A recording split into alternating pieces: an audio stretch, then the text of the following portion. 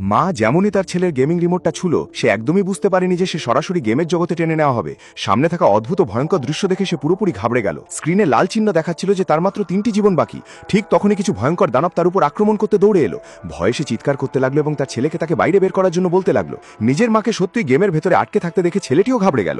সে তাড়াতাড়ি কন্ট্রোলার তুলে নিয়ে তাকে নিয়ন্ত্রণ করতে শুরু করলো। সে এখনো কন্ট্রোল বুঝছে এমন সময় এক দানব আক্রমণ করে বসলো, আর মায়ের একটি জীবন শেষ হয়ে গেল। এটা দেখে ছেলেটির খুব রাগ হয়ে গেল। সে মন দিয়ে খেলতে খেলতে সব দানবকে হারিয়ে দিল।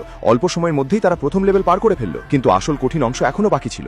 গেম শেষ করে বের হতে হলে তাদের ফাইনাল বস স্টর্ম কিংকে হারাতে হবে। মার আগে ছেলেকে দোকতে লাগলো যে সে তাকে এত বিপজ্জনক জগতে ফেলে দিয়েছে। ঠিক তখনই ওপর থেকে হঠাৎ আক্রমণ হলো। এখন তার মাত্র একটি জীবন বাকি ছিল, আর ছেলেটি আরো বেশি চিন্তিত হয়ে পড়ল। সে বুঝতে পারছিল না যদি গেমে হেরে যায় তাহলে মা আসল জগতে ফিরতে পারবে কিনা। ঠিক তখনই তাদের সামনে ড্রাগন কিং এসে হাজির হলো। তাকে দেখে মা ভয় পেয়ে গেল এবং সে লড়তে পারে এটাও ভুলে গেল। কয়েক মুহূর্তের মধ্যেই তার বাকি জীবনের অর্ধেক কমে গেল। তখনই ছেলেটি দ্রুত বলে দিল যে ড্রাগনের দুর্বলতা তার হৃদয়। এটা শুনেই মায়ের মাথায় একটা উপায় এলো। সে মাটিতে পড়ে থাকা মোছা নিয়ে দ্রুত ঘোরাতে লাগলো। যেমনটা সে ভেবেছিল, ড্রাগনের ভারসাম্য নষ্ট হয়ে গেল আর সে পিছলে নিচে পড়ে গেল। সুযোগ পেতেই ছেলেটি আক্রমণ করার নির্দেশ দিল। মা লাফিয়ে সামনে এগিয়ে গেল। তার হাতে থাকা মোচা তলোয়ারে পরিণত হলো এবং সেটা সরাসরি ড্রাগনের হৃদয়ে গিয়ে বিদ্ধ হলো।